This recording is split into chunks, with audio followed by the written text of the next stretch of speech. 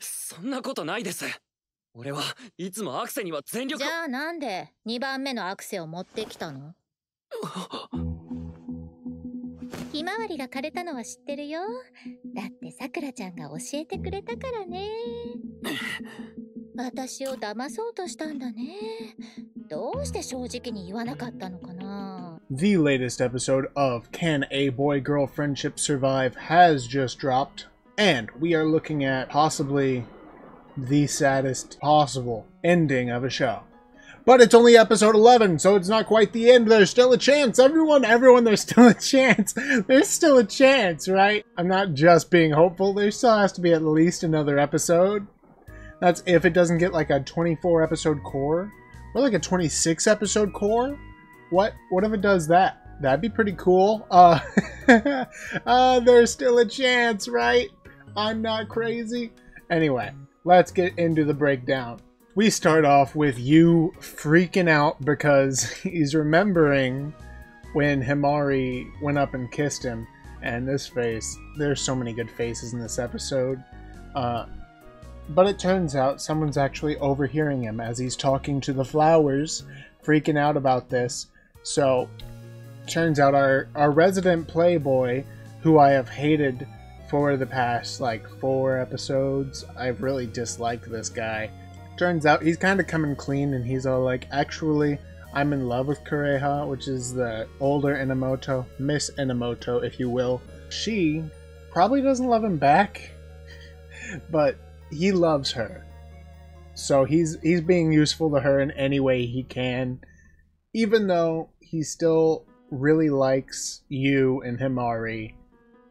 He also owes some kind of debt to the younger Inamoto, I assume, Rika, because she was, like, using him to get closer to Himari, but maybe that's just a family relation, and that's not something he directly owes her. We also see Himari's freaking out. She ate all the dumplings that she was supposed to share with her brother. And she goes into her room, basically lays down on the bed and starts freaking out and is all like, how am I supposed to talk to you? And she keeps freaking out like, I can't think of anything a normal high school girl would say. And of course she opens up to her brother Hibari, and Hibari's all like, well, you know, worst case scenario, you get dumped and I get to come and save the day. And she's like, I forgot he lived for this stuff. Because, you know, he was with the older Inamoto for a while. Which also explains why the relationship between him and the Playboy guy is the way it is. Then Inamoto comes up and she's all like, oh yeah, you were picking out those flowers when you and Himari kissed, right? She knows. She knows. Yu just comes out straightforward with it. No, of course. She kissed me after I picked out the flowers, which I thought he was going to need a whole lot more flowers, but he ended up just getting 2. I guess after you get kissed like that, you don't really think about much else besides getting done with whatever you're getting done with. So that's what they did. And of course, the next time she sees Himari, Inamoto just straight up iron claws or just iron grip of death. Oh, Himari is freaking out like, oh, I think I'm gonna die this time! At this point in the episode, I was so happy. Everything was going so well. I was like, this is perfect. Everything is gonna be great. Of course, we do end up getting the flowers made, and you had been freaking out about whether or not to pull them out at certain times, and he ends up pulling them out in the previous scene whenever Himari is with him. And he needs to distract himself because he says something along the lines of, once I beat Kureha, then I'm gonna need to tell you something. So then after that, he had to focus on anything else, so he ended up pulling the flowers out. And he feared that it may have been too early. But look at these flowers. They look pretty good on this crown. And then him and Hibari go and drink. He's having like apple juice or milk tea or something. Then Hibari decides to ask if he can see the flower crown again, because he's like, oh, it's just so good that I have to see it again. And the flowers are dying. The flowers are dying. That means he took it out of the resin too fast, because the flower's becoming dehydrated. This is a serious problem, and it can be traced directly back to when Himari and him were talking. So this failure is directly related to his romantic feelings for Himari. Himari is sitting here like, we have to find a way to fix this because this is going to be a failed product. This is bad. So they go all over town and they find flowers for the crown, and they end up making it look like this, which frankly it doesn't look bad. Comparing, this one looks the best. You know, like this one, it looks okay, but like, you know, fall festival, like you wouldn't wear this outside of like the Renaissance Fair as a professional accessory. It probably fails, but you know, it's not horrible.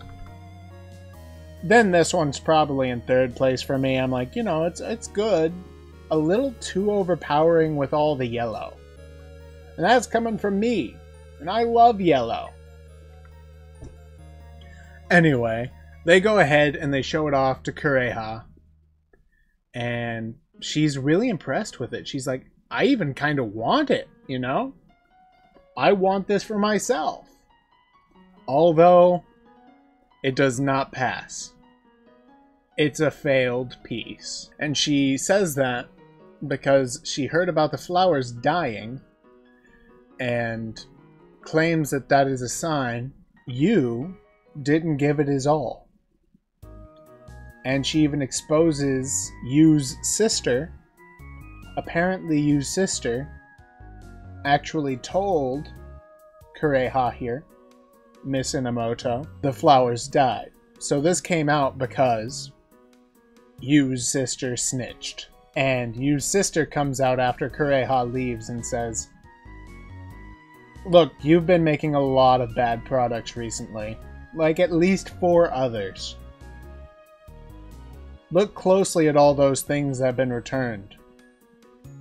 Because if you remember, the principal and the student faculty and all of them got onto him because some of his pieces were, in fact, breaking down. They had ruined edges, they had brown spots, you know, they were going bad. And then she pulls out this. You don't deserve to be a creator. You're not cut out for this. It's not something you're meant to do. And it's like, ooh! Ooh! That stings. That stings so bad. It's probably a legitimate gripe, because he knows how to make these better. He knows how to make them so they don't break down. He's just not doing it. He's distracted. He's not giving it his all.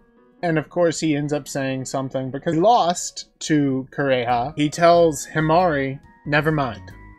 I'm not going to tell you about my feelings. And Playboy comes out and actually picks up this dub. Like, I did not like him, but now he's pulling out this and he's all like, I'm going to help you. Look, you have to reach the top of this company and then you can model for Yu. But not until you finished reaching the top of Kureha's company. Because once you reach that goal and those heights, then you can come back to Yu. And if your love is true, then you have nothing to worry about in the meantime. For years, you'll be gone. But when you come back, you will still be waiting for you. If your relationship is the real deal. Which, keep in mind, they're not even dating yet. But they've been friends for so long that they might as well have been. Then we get this scene where they're talking to each other. And they're saying, this might be the last time I ever get to cling to you. And it's so, so sad. You know, like, this reminds me of, like, the end of high school. You know, like when you're hanging out with all your friends and you know, secretly, even though you're all saying you're gonna stay together and you're all gonna keep in touch. It just doesn't happen. And this gives me those vibes so hard. But of course, we, as the audience, know that this is only episode 11. It's only episode 11, so there's still a whole nother episode. So maybe she finds a way to stay, and her and you are gonna get together. But for now, they have to say farewell to their romance. What did you guys think about this episode? Because, oh, I was so into it. Man, I'm so glad they didn't pull off, like, some kind of cheap trick where it's all like, it was all a dream, or, well, you know, he didn't understand that it was a real kiss. No, they understood. They needed to do that.